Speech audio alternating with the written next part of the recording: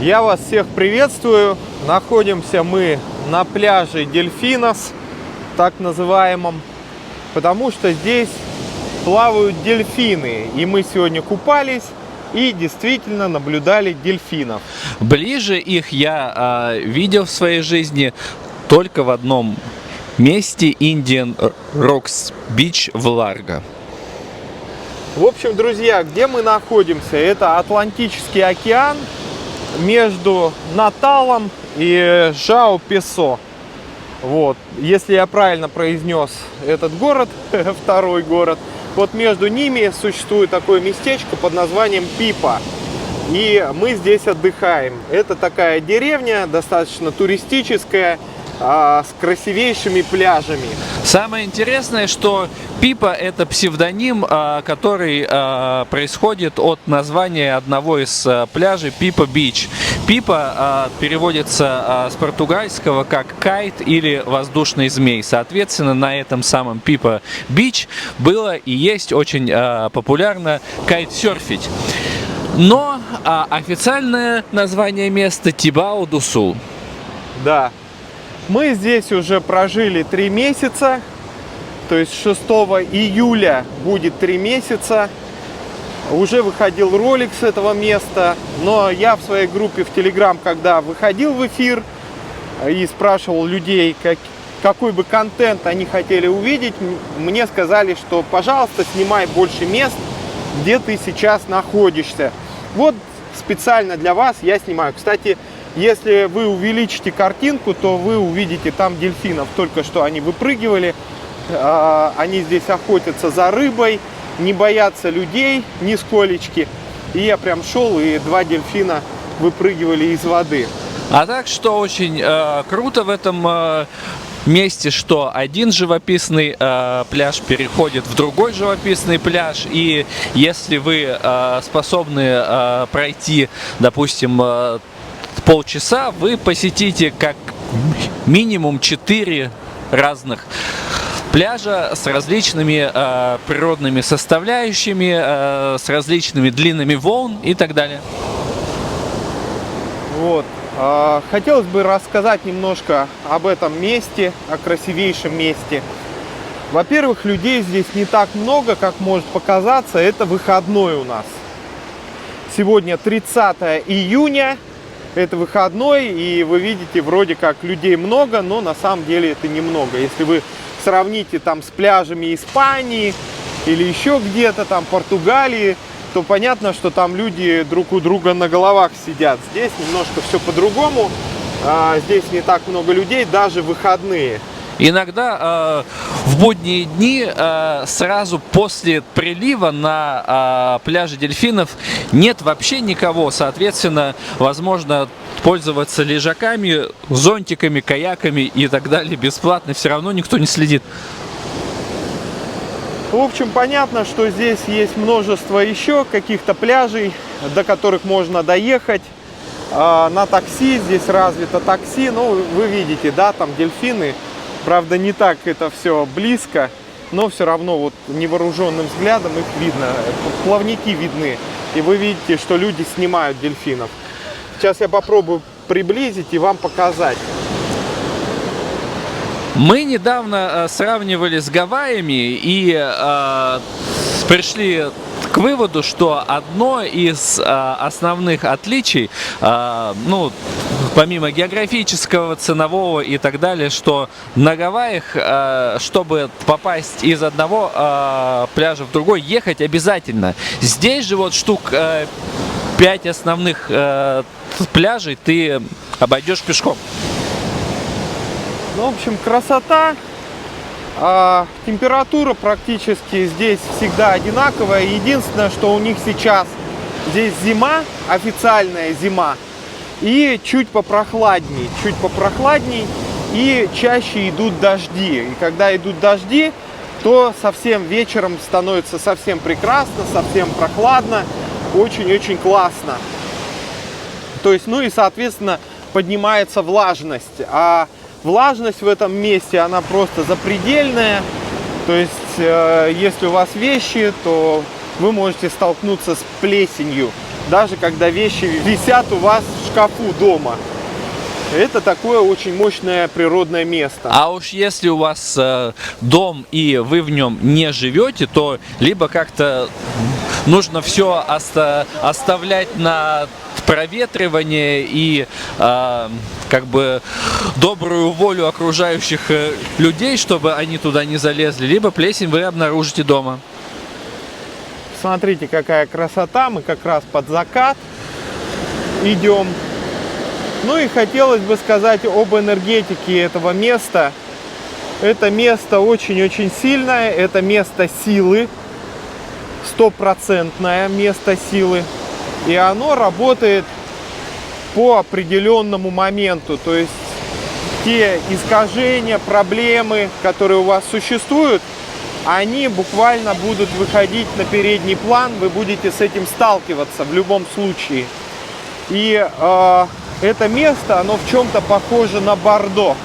Вот я рассказывал по своей системе MetaSensitive, что такое Бордо. Это когда ты умираешь, и там идет чистка тебя. То есть ты отпускаешь некие определенные энергии, которые ты закрутил на себя, проигрываешь их.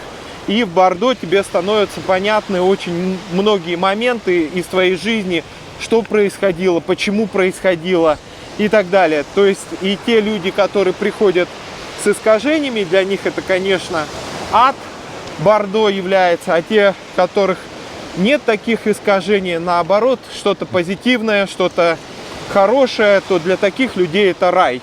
То есть по такой же схеме и работает это место. Это на экваторе находится. И поэтому, ну, не в таком мощном ключе, как Бордо, я считаю, но очень-очень схожее. Поэтому, допустим, живя здесь, ну, было видно, что вот у моего брата начался какой-то очень жуткий кризис. Этот кризис был связан с какими-то предыдущими искажениями психологическими. И в буквальном смысле это все выходило из него. Вот. И, ну, то есть заставляло его увидеть какие-то моменты в нем, в его поступках, в его поведении. И, слава богу, сейчас ситуация нормализовалась. Но это было очень-очень жестко, очень мощно. И поэтому первый месяц я здесь жил только со Светловым. И Ваня, он был в Рио-де-Жанейро. Ну, а когда Ваня приехал, здесь накрыло, я в буквальном смысле занимался целый месяц, ну, такими достаточно мощными парапсихологическими практиками.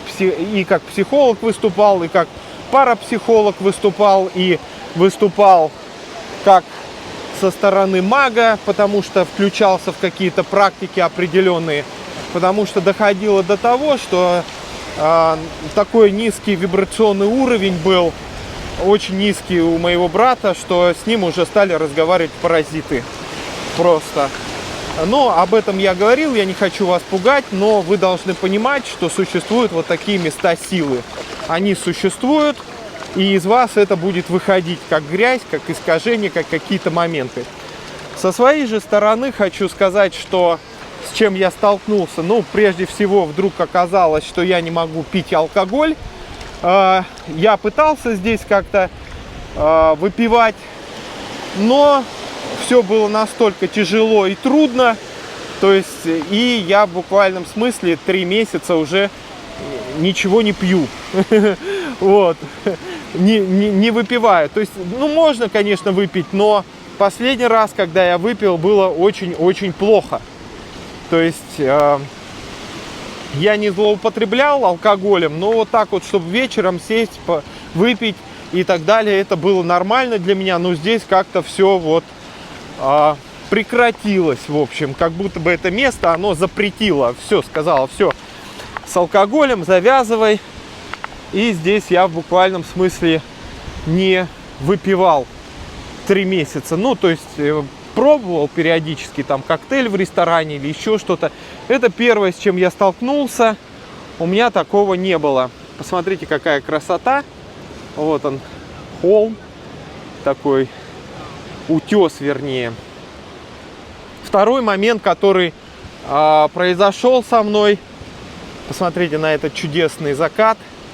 Это то, что это место стало меня очень мощно переформатировать. И в буквальном смысле, в жестком варианте, заставило меня просыпаться в 6 утра. Доходило сначала, что я просыпался в 5:40, потом, правда, стабилизировалось. Здесь где-то рассвет в 5:20, где-то вот так рассвет. И вот где-то в 5:40 я раньше просыпался, сейчас, правда, просыпаюсь в 6. В 6, в 6:20, потом я лежу до 7, вот, и в 7 я встаю. Для меня это тоже, как для стопроцентной совы, это впервые такое, чтобы я вот так вот на столь длительном периоде, да, просто был как жаворонок. Притом в 9, в 9:30 все вырубает, ты должен идти спать. Вот где-то в 9, в 9:30, потом ты ложишься и где-то в 10 засыпаешь. Вот такой вот как бы интересный режим. Притом я пытался по первости сопротивляться этому, и ничего у меня не получилось. Вот в этом отношении ничего не получилось, к сожалению. Ну или к счастью, я не знаю. Поэтому с утра просыпаешься, и в 9:30 уже идешь спать, ложишься, в 10 где-то засыпаешь. Вот такая как бы интересная история. Что еще хотелось бы вспомнить? Тоже как бы что-то тоже еще происходило, тоже любопытное. Практики здесь тоже очень интересные. То есть ты о чем-то начинаешь думать, что у тебя было в жизни, как оно происходило, то есть какие-то вопросы определенные. И это место тебе сразу отвечает, что с тобой происходило, почему происходило, какие моменты. Вот. Поэтому за время жизни вот в этой Пипа я нашел ответы на такие вопросы, на которые я не мог найти ответа, ну, в предыдущей своей, так скажем, жизни. А еще такое впечатление, что начинают исполняться, по крайней мере, некоторые желания. И если вдруг желание у тебя, исходя из своих каких-то ошибок или ненависти к себе, это, не знаю, наказать самого себя, там, убить самого себя, то это включится тоже. Да, и до удивительного, потому что в какой-то момент жизни здесь мы как бы даже поймали такое ощущение, а не умерли ли мы уже. То есть действительно, почему? Потому что происходили какие-то определенные чудеса. Действительно, ты о чем-то подумаешь, и оно каким-то образом реализуется. То есть что-то происходит. Вот. Даже в мелочах. Была даже идея посмотреть, а не совершил ли катастрофу самолет, летящий в Натал из Сан-Паулу. Да. Ну, вам, наверное, это странно слышать и слушать, но просто вот до мелочей какие-то моменты я бы рассказал вам. Ну, не знаю, стоит ли брать ваше время какими-то вещами. Вот. И здесь ты понимаешь, наконец-то, что это означает на самом деле. Будьте осторожны со своими желаниями. Потому что все вот эти вот сказочные лепреконы из фильмов, восставшие из ада и так далее и тому подобное, обычно ты ни с чем с подобным не встречаешься в этом мире. Однако, когда желания начинают исполняться и исполняться достаточно быстро, ты действительно можешь столкнуться с тем, что некоторые желания лучше не исполнять. Ну, в общем, вот такая интересная как бы история, любопытная. Что еще рассказать об этом месте? Ну, единственное, конечно, место очень классное. Я бы даже, может быть, и хотел бы поселиться здесь, жить. Но, к сожалению, стоимость недвижимости здесь запредельная. То есть дом возле океана будет стоить $450 тысяч. Хотя это деревня какая-то, да, казалось бы, да. До крупного города, до ближайшего полтора часа езды. И откуда здесь такие цены? Ну, вот так, как бы. Это имеется в виду, когда ты покупаешь не кондо, да, в каком-то отеле, да, где тебе ничего не принадлежит, ни земля, ничего. А имеется в виду, когда ты покупаешь дом с землей. И это страшно. Тоже с какой-то стороны.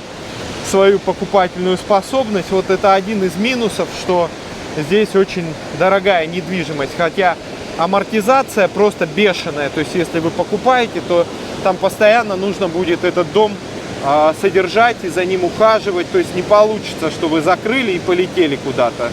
Здесь такая история не пройдет. Да, кстати, и поскольку это место небольшое, найти а потом дождаться некоторых специалистов, будь то кондиционеры или телевизоры, порой не представляется возможным. Это как бы один из минусов. Ну, это минус менталитет бразильцев, потому что они так устроены, что им всего хватает для жизни. У них нет вот этого стопроцентного выживания, что ты, если не заработал, то завтра тебя вышвырнут откуда-то с какого-то жилья или еще откуда-то. У них этого нет. У них у всех есть жилье, у них у всех есть еда. В принципе, все тепло, майка, футболка, да, там, допустим, шлепки. И что тебе еще нужно? Да ничего. Я к тому, что все-таки в более крупных городах все такие проблемы, они иногда не просто решаются, но быстрее, чем здесь. Здесь иногда какую-то проблему, например, с телевизором можно никогда не решить. Да, у нас сломался был телевизор, ну, плазма, и хозяин там пытался там кого-то вызвать. Это бесполезно. А когда сломался кондиционер, то его чинили где-то месяц. Где-то вот месяц там его чинили. Притом все кормили какими-то завтраками, все какими-то моментами. Ну, в общем, у бразильцев все как бы пура вида, ну, по типу пура вида. И когда ты начинаешь им писать и подстегивать их, они перестают тебе отвечать. То есть, ну, это типа давление какое-то, типа на них производится какое-то давление, и они начинают тебя игнорить и вырубаются. Притом, даже если ты там заплатил деньги. Это менталитет определенный. Вот какой у нас песик красивый. Место замечательное, красивое. Поэтому есть, конечно, здесь свои минусы, и связанные с менталитетом, и связанные с ценой. Потом вот странная как бы ситуация, что цены в магазинах здесь не дешевые, в принципе. И ты удивляешься, вроде бы океан, вроде бы у вас рыба должна быть, рыба тоже не дешевая. То есть как-то так получается, вот он океан, но здесь как-то нет в этой Пипа, нет, допустим, рынков фруктов, да, каких-то, ну, нету. То есть, куда ты придешь, там папайю купишь, там манго купишь, это все в магазине. К сожалению, это все в магазине, а в магазине там, соответственно, какие-то цены. И недозрелое это чаще всего. В Бразилии, к сожалению, в принципе, большинство продуктов питания стоят как в США. Однако, несмотря на это, благодаря достаточно дешевому ручному труду, поесть в ресторане намного дешевле, чем в США. И в некоторых забегаловках, такого совсем уж запростецкого класса доходит до того, что можно поесть за $5. Да. Вот странная ситуация. То есть, с одной стороны, нет никаких рынков. Я как-то смотрел в интернете ролик, там говорили, сходили во Вьетнаме на рынок, скупили рынок за $8. А здесь такое не получится. То есть цены в магазинах, они достаточно высокие, как Ваня и сказал, как в Соединенных Штатах. А рыночков каких-то и нет. Хотя большое количество ресторанов, и они вроде стоят недорого. Ну, то есть можно даже от $5 покушать и там, допустим, до $50. В зависимости от ресторана. Инфраструктура, в принципе, хорошая. Здесь есть и больницы, и школы, и общественный транспорт. И если вдруг что-то случается, а случается здесь что-то очень редко, сразу появляется куча полиции, ты даже чувствуешь себя защищенным. Ну да, так как это деревушка, то ее очень мощно защищают. Здесь что-то произошло, мы не знаем что. Но мы поняли, что что-то произошло, потому что все дороги были перекрыты полицией, все. То есть эта деревушка, она стоит на берегу океана, и до каждого города крупного, ну, допустим, Жуао-Песо, там, по-моему, 2 часа езды, до Натала 1,5 часа езды. И поэтому здесь нет такого воровства. То есть все тут друг друга знают. Но вот что-то, когда происходит, то они быстро все блокируют. И поэтому здесь достаточно безопасно. Еще по поводу инфраструктуры абсолютно не проблема найти спортзал или какие-то секции по душе типа капоэйры или там всего возможного музыкального, песенного, плясового. Ну, это как везде в Бразилии, да, допустим. Бразильцы, они же любят выходные, вообще это у них Сан Сабадей, то есть они, грубо говоря, святая суббота. Они здесь развлекаются, отдыхают. Бразильцы по поводу отдыха, это, наверное, впереди планеты всей. Очень много всего связанного с йогой и с духовным развитием. Ну вот вы видите, там впереди уже тусовка, музыка играет, люди танцуют. Вот. Здесь, конечно, все это осыпается, обвалы. Ну, по поводу людей хочу сказать, что радушные, спокойные, но это такая деревня, которая вдруг стала каким-то центром культурным. И мне интересно было, как так получилось, что вот где-то далеко от 2 городов вдруг здесь что-то выросло. Но когда я пожил здесь и я понял, что это место силы, то стало понятно, почему и как вот в этом месте вдруг стала расти инфраструктура в виде ресторанов, баров и всего остального. Ну, люди же чувствуют. И самое интересное, когда мы ездили продлять визу, нам надо было выехать из страны, и мы ездили на водопады, летали, вернее сказать, Фос и Гаасу. Вот. И когда мы переходили границу и обратно возвращались, там полиция смотрела нас, ну, чтобы поставить, продлить эту визу. И спросили, а что вы вот так долго делаете в Бразилии, когда я сказал, что мы в Пипа живем. И начальник полицейского участка такой радостно: о, я там 4 года прожил, вы мои гости, welcome и так далее. То есть вот это место они знают, в принципе. И сразу такой подход и такое понимание, почему и из-за чего мы здесь застряли. Кстати, эту Пипу не особо знают иностранцы, хотя популяция гринго большая. Тем не менее, бразильцы, как правило, все знают про эту Пипу. Да. Вот, мы с вами практически вышли уже в ту эрию, где у них рестораны начинаются, потому что пляж Дельфинос, он находится в отдалении, поэтому там людей не так много, а здесь вот так. Ну, то есть вайб, вы видите, он прикольный, да? Вот, все отдыхают, выпивают, танцуют. Ну, еще хотелось бы сказать, что, в принципе,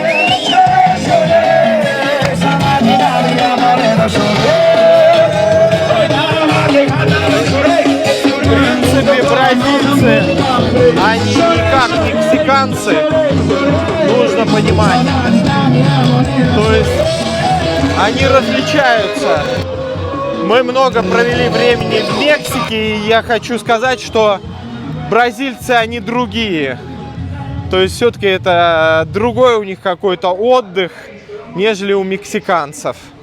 И мексиканцы, они торгаши, кстати, сами по себе. За счет того, что они очень долго жили рядом с америкосами, так скажем.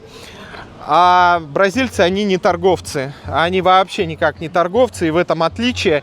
А это отражается на отдыхе, как они отдыхают и как это все происходит. Вот, люди сидят, встречают закат. Ну, как вы видите, вот парочка села посреди лодок и встречает закат. Люди возвращаются с Дельфинос, с пляжа оттуда. Не всегда можно вернуться оттуда, потому что существуют приливы, отливы и так далее. И когда большой-большой прилив, вы не вернетесь вот в эту точку. А если подняться уже туда наверх, там уже начинаются рестораны, бары и все остальное. Можно, конечно, чуток пройти и вам показать их центральный пляж под названием Пипа. Вот. Ну, вот эта барка называется барка. Мы обычно здесь плаваем. Мы вот в этом ресторане обычно заказываем сок, там еду. Вот. И здесь воды больше гораздо. А проевропейское название Fisherman's Beach.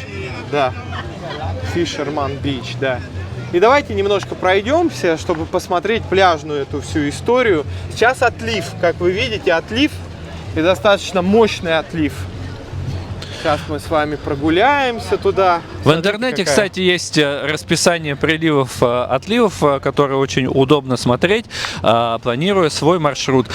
Плюс ко всему, хочу еще сказать, что вокруг, в пределах не пешей, а машинной досягаемости тоже очень много всего интересного, природного. Естественно, организовываются экскурсии. Одно из таких интересных мест — это песчаные дюны, с которых катаются на специальных песчаных досках. Ну, в принципе, здесь есть что посмотреть. А русскоговорящих здесь практически нет. То есть только мы. Здесь русской речи за все 3 месяца мы не услышали вообще никак. Привет Флорианополису, который выполняет функцию этакой губки, впитывающей все постсоветское пространство. Представляете, как красиво, да? Как замечательно. Вот они, собачки. И, кстати, считается часто в Бразилии, что якобы на юге страны, вот где как раз Флорианополис находится, очень безопасно, а на севере страны, где вот мы сейчас типа опасно, но это как бы место на место не приходится. И что я могу сказать, в Пипа безопасно однозначно. Я очень часто здесь один по ночам хожу, брожу, смотрю на звезды, ни разу себя не почувствовал в опасности. Хотя во Флорианополисе есть определенные районы, даже в центре, которые безопасными лично мне не кажутся. Ну, потому что Флорианополис — это все-таки город, а это деревня. Итак, друзья, давайте посмотрим их центральный пляж, который является центральным, называется Пипа Бич. Там мы были Дельфинос, потом Барка, и вот это есть их уже пляж, который официальный. Так он выглядит. А там дальше играют люди в волейбол, они постоянно там играют. То есть какое-то место вы видите впереди. И такая отмель, то есть большие-большие приливы, большие отливы. Ну и, естественно, можно пройти прям еще туда дальше. И там будет еще один пляж, безумно красивый. Мы оттуда снимали, кстати, уже видео, и это видео есть. Называется Praia Amor. А еще вот вы видите горку такую зеленую, и там что-то такое переливается, сверкает. Так вот, это еще одна достопримечательность, которая не бесплатная. Ты, значит, заходишь, покупаешь билет, и по красивой лестнице с огнями поднимаешься на смотровую площадку, где есть бар. Смотрите, как красиво. Вань, давай, наверное, дойдем вот по отмели к океану. И на этом мы завершим наш обзор, пляжный обзор этого места. Мы рассказали вам много чудесного об этом месте. Оно, с одной стороны, может быть для вас достаточно страшным местом, как я и сказал. здесь идет очень мощная чистка тебя, очень мощная. Не сразу, но с тобой начнет это место работать и начнет разговаривать. И это то, о чем я рассказывал, что такое Бордо, на что оно похоже. Бывают внутренние проблемы у людей, в частности у меня, и мне здесь тяжело жить в личностном плане, хотя я прекрасно понимаю, что место невероятной красоты, и, пожалуй, несмотря на все вот эти вот мои личные проблемы, это все равно одно из самых моих любимых мест в Бразилии, если не самое любимое уже. Да, да. Ну, естественно, накладывается множество факторов, потому что у Вани кризис среднего возраста, и здесь вот это все обострилось. То есть вот все искажения, которые они внутри тебя есть, они обостряются, просто очень мощно обостряются, выходят наружу, и ты начинаешь с ними работать. И, как я и сказал, и хочу еще раз повторить, что, друзья, совы здесь начнут просыпаться с утра, вот, не получится у вас здесь ночная жизнь, рассветы, они очень-очень жесткие, очень мощные, а если это место не разбудит, сегодня, допустим, был интересный момент, на втором этаже я сплю, на первом этаже спит Светик, Светлов, и, значит, птичка, она каждое утро прилетает ко мне на второй этаж и начинает петь. Вот, я не знаю, то ли это такая благодарность у нее, то ли что, потому что она, эта же птичка, вывела птенцов у нас, ну, где крыша, где мы сидим, и прекрасно она понимала, что мы там обычно сидим, отдыхаем, вот, и она там вывела, ну, решила, что если что, мы будем отгонять какую-то крупную хищную птицу. В итоге дети у нее выросли, улетели, значит, и эта птичка стала будить с утра дополнительно, в общем, к рассвету. И она обычно прилетает в 5:20 и начинает петь свои песни. Сегодня с утра я слышу, эти песни доносятся снизу. Я так посмеялся с какой-то стороны, я понял, что она полетела туда вот, на первый этаж, и под окном там пела песни, будила уже Светлова. Вот такая интересная как бы история, благодарность этой птицы. Тут, я думаю, и без тебя, родная, тяжело. А ты еще там решила отблагодарить. Типа прилетать теперь и с добрым утром нас поздравлять. Живности здесь огромное количество, разной просто живности, невероятной. Ой, как красиво, я смотрю, просто шикарный вид. Ну, я думаю, вы уже влюбились в это место и правильно сделали, что влюбились. Вот оно, дно океана. Красота, просто красота. Даже не хочется останавливать этот ролик.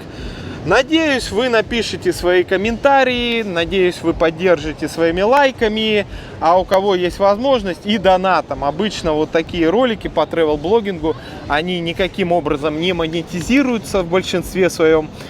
Но я решил выполнить просьбу своих подписчиков в группе в Telegram. Обязательно добавляйтесь в группу в Telegram, она общая, там выходят какие-то зарисовки. Там я опубликовал недавно, как я занимаюсь в спортзале, ну и так далее. Что еще хотелось бы сказать?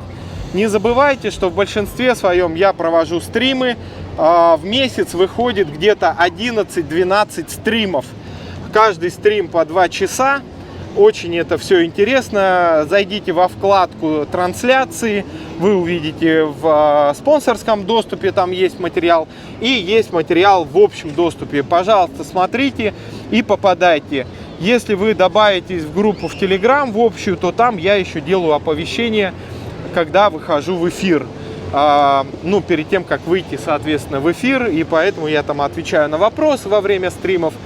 И, в принципе, вокруг меня сложилась интересная аудитория, безумно интересных, любопытных людей. Вам будет интересно, надеюсь. На этом всем спасибо, всем пока, до встречи, пишите Что бы вы хотели еще увидеть? Что-то Ваня скажет? Попрощается или уснул? Ну, я надеюсь увидеть вас всех на стримах, а главное на закрытых онлайн-трансляциях, где мы как раз прорабатываем наши проблемы личностные, чтобы потом не встретиться с ними в пипа, чтобы потом здесь просто отдыхать и наслаждаться красотой. Ну, вот, в принципе, да. В принципе, да. Всем спасибо. Всем пока с этого прекрасного места. E acabe o meu sofrer, chorar o teu jeito assim e alegra o meu viver.